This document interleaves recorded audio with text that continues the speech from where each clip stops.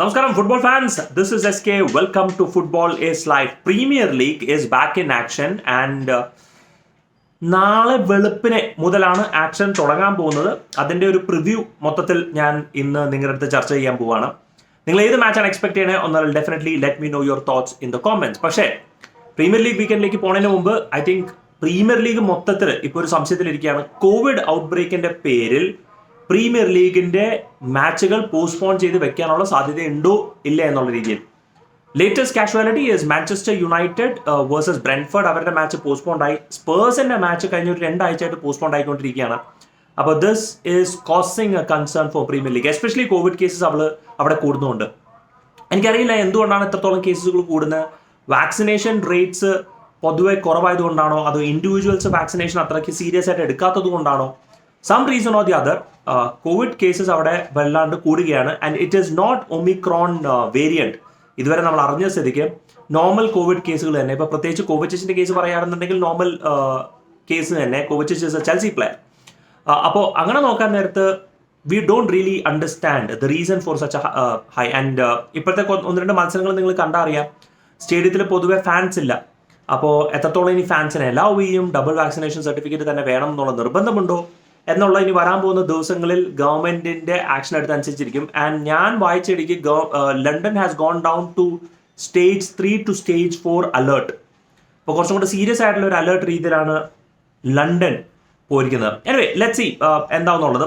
And പക്ഷേ വേറെ മാച്ചുകൾ നടക്കുന്നുണ്ട്. I think one of the highlights is gonna be City versus Leeds, Manchester City versus Leeds. കാരണം കഴിഞ്ഞ കളി ലീഡ്സ് ചെൽസിനെ വെള്ളം കുടിപ്പിച്ചിട്ടാണ് അൺഫോർച്ചുനേറ്റ്ലി തോറ്റുപോയത്. ആ ഒരു കളി ശരിക്കും പറഞ്ഞാൽ ലീഡ്സിന് അറ്റ്ലീസ്റ്റ് ഡ്രോ എങ്കിലും നേടാനായിട്ടുള്ളൊരു അധികാരമുണ്ടായിരുന്നു. അനാവശ്യമായിട്ടുള്ളൊരു പെനൽറ്റി അവസാന നിമിഷങ്ങളിൽ ഇഞ്ചുറി ടൈമിൽ ലീഡ്സ് കൺസീഡ് ചെയ്തോടെ ചെൽസി പെനൽറ്റി എടുക്കുകയും ജയിക്കുകയും ശരിക്കും ചെൽസിനെ ഒരുപാട് സ്ട്രഗിൾ ചെയ്യിപ്പിച്ചാണ്. പക്ഷെ knowing Leeds full blown attack all the time, attack എന്നൊക്കെ പറഞ്ഞാൽ ഡിഫൻസിന് പ്രാധാന്യം കൊടുക്കില്ല. ആൻഡ് മാഞ്ചസ്റ്റർ സിറ്റി ഇതുപോലൊരു ചാൻസ് കിട്ടിക്കഴിഞ്ഞാൽ തുരുതുരാന്നൊരു ഗോൾ അടിക്കും. So Manchester City versus Leeds is an very good match to look out for. Arsenal versus West Ham. Now, ഇതൊരു ഇൻട്രസ്റ്റിംഗ് മത്സരമാണ്. Arsenal versus West Ham. 2 teams fighting for the top 4. ഇപ്പോഴത്തെ സ്ഥിതി വെച്ച് നോക്കാനകത്ത് including Manchester United. കഴിഞ്ഞ കളി West Ham I think drew. അപ്പം അതുകൊണ്ട് തിരിച്ച് വിന്നിംഗ് വേസിലേക്ക് അവർ വരാൻ വേണ്ടിയായിട്ടുള്ളൊരു താല്പര്യം കാണിക്കും. ആൻഡ് ഡേവിഡ് മോയസ് ഈ season has done wonderful job with West Ham. And ആർസണലും പതിയെ റെഗുലറായിട്ട് പോയിന്റ്സ് നേടാനുള്ള എല്ലാ രീതിയിലുള്ള ശ്രമമായിരിക്കും കാണാൻ നടക്കുന്നത്. പിന്നെ വി ഹാവ് അവസാനം ഒരു ഇന്റർനാഷണൽ ബ്രേക്ക് പോലെ ഒരുപാട് ബ്രേക്കിന് ശേഷം Spurs is back in action against Leicester city.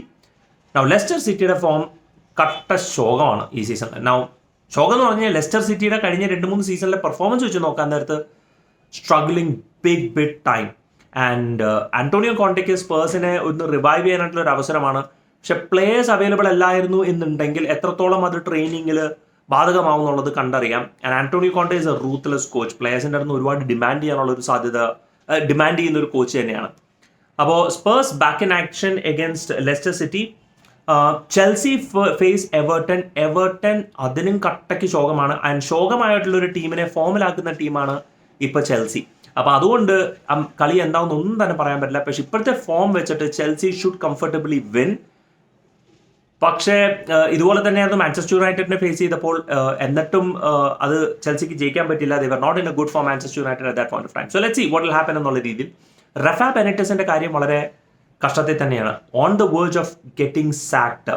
And Everton is struggling big time. ഒരു രീതിയിൽ ഒരു ഫോം പോലും കിട്ടുന്നില്ല എന്നുള്ളത്. കഴിഞ്ഞ മാച്ചിൽ crystal പാലസിനെതിരെ 3-1 our തോക്കാനിടയുണ്ടായത്. Next one is Liverpool versus new castle. ലിവർപൂളിനൊരു easy comfortable cruising വിന്ന് തന്നെയാണ് ഞാൻ എക്സ്പെക്ട് ചെയ്യുന്നത്. കഴിഞ്ഞ കളിയിൽ ലിവർപൂൾ 4-1 തോറ്റത്.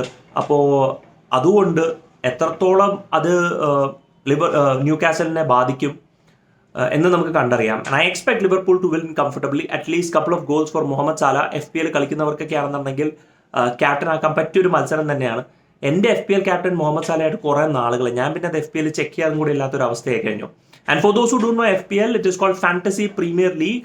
നിങ്ങൾക്ക് അതിനെക്കുറിച്ച് അറിയുന്നുണ്ടെങ്കിൽ do let me know your thoughts and comments. അതിനെക്കുറിച്ച് വേറൊരു വീഡിയോ ചെയ്യാം. ഈ സീസൺ എന്തായാലും നിങ്ങൾക്ക് ചേരാൻ പറ്റുമെന്ന് എനിക്ക് അറിയില്ല.